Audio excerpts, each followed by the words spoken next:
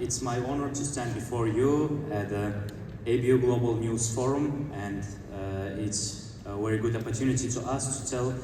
На полях глобального новостного форума ABU главный редактор Международного информационного центра Туркменистана Тахир Хаджаев, прибывший в Малайзию с туркменской делегацией, выступил с презентацией города Аркадак, первого умного города в Туркменистане. Город Аркадак расположен в 30 километрах юго-западнее Ашхабада на территории больше, чем 1000 гектаров.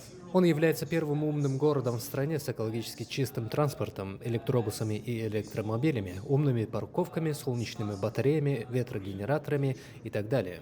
Выступление представителя Туркменистана было выслушано с большим интересом.